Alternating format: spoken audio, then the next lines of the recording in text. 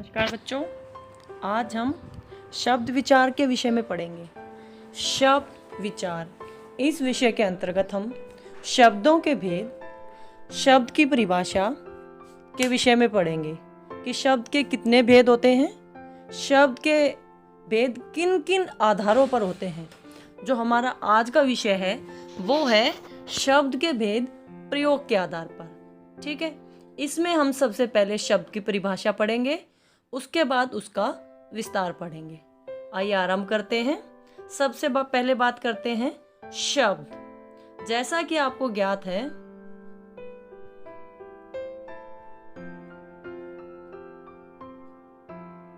शब्द किसे कहते हैं?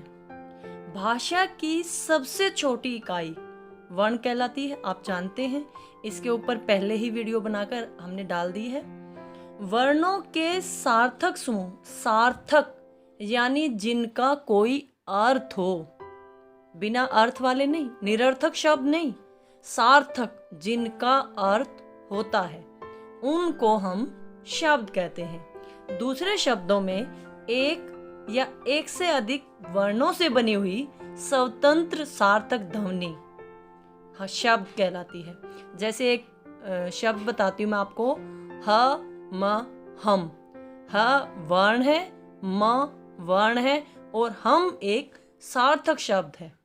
जबकि इसका उल्टा कर दें, म ह, वर्ण वही है लेकिन उसका कोई अर्थ नहीं निकलता, इसीलिए शब्द क्या है? सार्थक ध्वनि। ठीक है, अब बात करते हैं शब्द के कितने भेद होते हैं प्रयोग के आधार पर। ठीक है, प्रयोग के आधार पर शब्द के दो भेद होते हैं। कितने भेद होते हैं?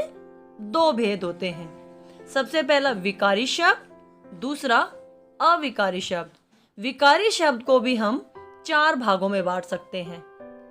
पहला संज्ञा, दूसरा सर्वनाम, तीसरा विशेषण, चौथा क्रिया।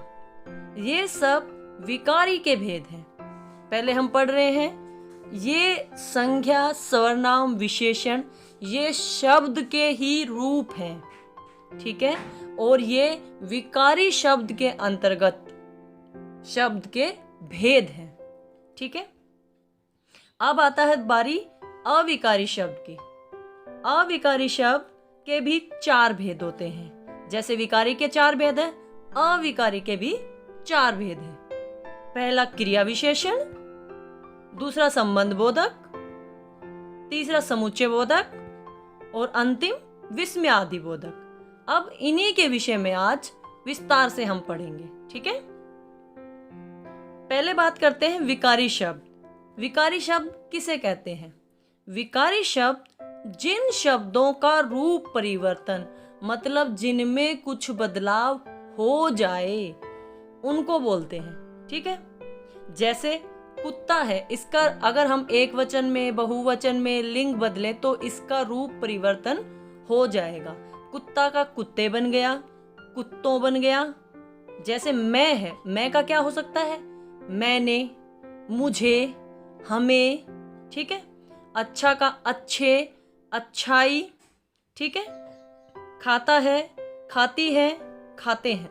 इनमें परिवर्तन हो गया, तो जो परिवर्तन वाले शब्द हैं वो क्या कहलाते हैं? विकारी शब्द। इनमें चार भेद हमने अभी देखे थे, संज्ञा, सर्वनाम, विशेषण और क्रिया। ठीक है, अब इन्हीं के विषय में विस्तार से पढ़ते हैं। सबसे पहले संज्ञा के विषय में पढ़ेंगे। विकारी का जो पहला भेद है, संज्ञा किसे कहते हैं? संज्ञा किसी व्यक्ति, वस्तु, स्थान अथवा भाव आदि के नाम को क्या कहते हैं? संज्ञा। ठीक है, जैसे किसी का नाम हो, श्याम किसी व्यक्ति का नाम है, दिल्ली किसी जगह का नाम है, आम किसी फल का नाम है, मिठास वस्तु का भाव है, गाय किसी जाति का नाम है। ठीक है, ये था हमारा पहला भेद। अब बात करते हैं विकारी शब्दों का दूसरा भेद, सर्वनाम का। जो शब्द संज्ञा के नामों की जगह प्रयुक्त हों उसे सर्वनाम कहते हैं। अर्थात संज्ञा के स्थान पर प्रयुक्त होने वाले शब्दों को क्या कहते हैं? स्वर नाम। ठीक है, जैसे एक लाइन है, आप गाय का प्रस्ताव करते हैं, पहली लाइन होती है गाय एक पालतू पशु है। दूसरी लाइन में हम गाय नहीं लिखते, हम लिखते हैं इसकी 4 टांगे होती हैं। तो जो ये शब्द है इसकी, ये किसके लिए आया? गाय के लिए। तो इसकी स्वरनाम शब्द है। चाहे मैं स्वयं के लिए मेरा परिचय लिख रही हूं तो पहली लाइन होती है मेरा नाम ये है, या डैश इज, मतलब ये मेरा नाम है। उसके बाद हम लिखते हैं मेरी माता का नाम ये है, मेरी पिता का नाम ये है। तो जो ये मेरा, मेरी, ये शब्द क्या है? ये शब्द सर्वनाम शब्द है। ठीक है, ये शब्द क्या है? स्वरनाम शब्द है। अब बात करते हैं तीसरा, विकारी शब्द का तीसरा भेद, विशेषण। ठीक है, अब बात करते हैं विशेषण की। विशेषण किसे कहते हैं? विशेषण वे शब्द हैं जो संज्ञा या स्वर नाम की विशेषता बताएं। ठीक है, ये शब्द वाक्य में संज्ञा के साथ लगकर संज्ञा की विशेषता बताते हैं, जैसे बड़ा, लंबा, भारी।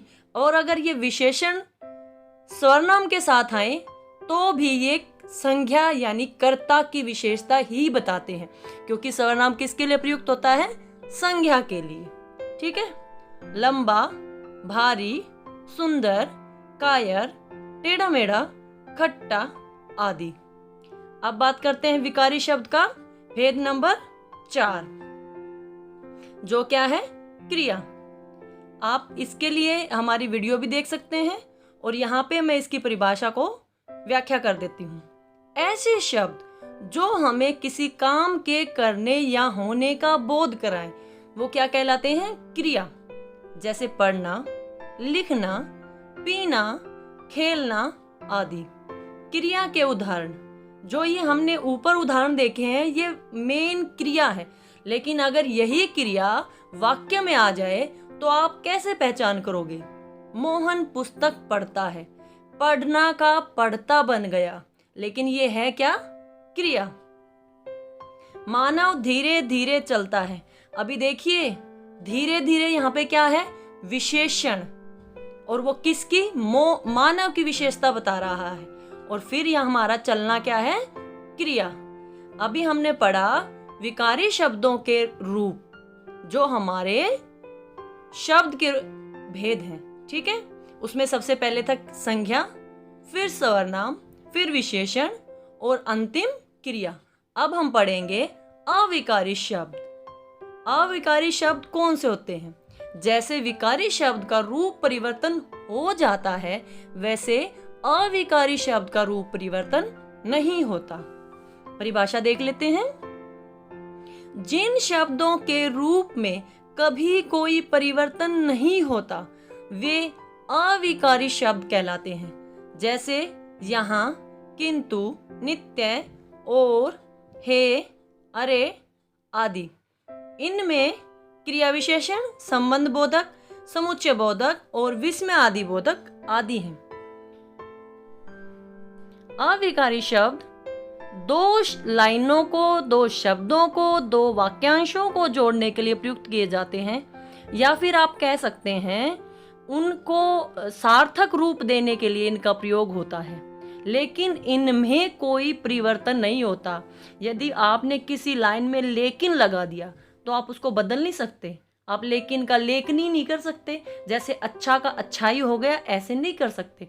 और एक शब्द है, हम उसको रूप परिवर्तन नहीं कर सकते। आपने किसी को बुलाना हो, जैसे हम बोलते हैं हे राम, आप हे राम का हे रामे नहीं कर सकते, हे रामा नहीं कर सकते। वो शुरू से ही हे राम है, यानी विस्मय आदि बोधक। ठीक है, अब इन्हीं के बारे में आगे पढ़ते हैं।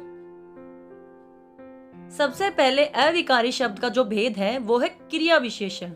जैसा कि नाम से स्पष्ट है, क्रिया विशेषण वो शब्द है जो क्रिया की विशेषता बताए। जैसे जो हमने मानव वाला उदाहरण किया था, मानव धीरे धीरे चलता है, चलना क्रिया थी और क्रिया की विशेषता धीरे धीरे थी।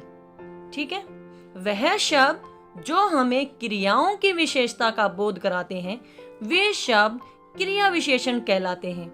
दूसरे शब्दों में कहें तो जिन शब्दों से क्रिया की विशेषता का पता चले उन शब्दों को हम क्रिया विशेषण कहते हैं। जैसे हिरन तेज भागता है, आ गई फिर से वही बात, भागना हमारी क्रिया है। विशेषता ये हिरण की भी है, लेकिन ये शब्द यहाँ पर हिरण के तेज भागने से संबंधित है। भागना क्रिया और किस प्रकार भाग रहा है, तेज, तो ये क्या हो गया, क्रिया विशेषण। अगर हम कहते हिरन भागता है तो हिरन भाग रहा है, तेज भाग रहा है, धीरे भाग रहा है, हमें नहीं पता, लेकिन तेज शब्द क्रिया की विशेषता बता रहा है कि वो कैसे भाग रहा है। अब बात करते हैं अविकारी शब्द का दूसरा भेद। दूसरा भेद है संबंध बोधक शब्द। संबंध बोधक शब्द जो शब्द संज्ञा या स्वरनाम का संबंध वाक्य के अन्य शब्दों के साथ बताते हैं उन्हें संबंध बोधक शब्द कहते हैं। ठीक है, और जो स्थान की विशेष स्थान संबंध बताएं उन्हें स्थानवाचक संबंध बोधक कहते हैं। देखिए, जो अव्यय शब्द स्थान का बोध कराते हैं उन्हें स्थानवाचक संबंध बोधक कहते हैं। जैसे बाहर भीतर, ये क्या है, बाहर का संबंध किसके साथ है, भीतर का। अब यही बात देखें, यहाँ पे रूप परिवर्तन बिल्कुल नहीं होगा। अब बाहर का भीतर ही बोलेंगे, बाहर का कुछ और नहीं बोलेंगे, भीतर का बाहर ही बोलेंगे और कुछ नहीं बोलेंगे। अगर हम अंतर अगर ये बोल दे बाहर का अंदर, तो वो पर्यायवाची है, रूप परिवर्तन नहीं है। इसीलिए ये क्या है, अविकारी शब्द। नीचे, बीच, आगे, पीछे, निकट, ये सभी स्थानवाचक। ठीक है, ऐसे ही अगर आप संज्ञा का अन्य शब्दों के साथ संबंध बताएंगे जो कि का, के, की होता है। राम की पुस्तक, राम का संबंध किससे पता चला, की शब्द से।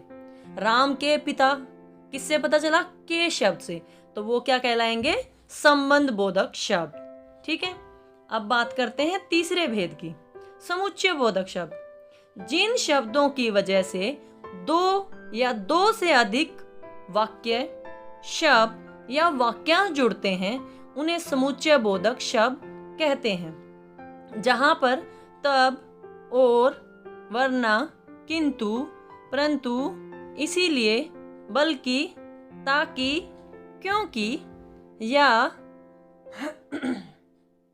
अथवा, एवं, तथा, अन्यथा आदि शब्द जुड़ते हैं, वहां पर समुच्चय बोधक शब्द होता है। इन समुच्चय बोधक शब्दों को योजक, योजक अर्थात जोड़ने वाला भी कहते हैं। ये दो लाइनों को जोड़ते हैं।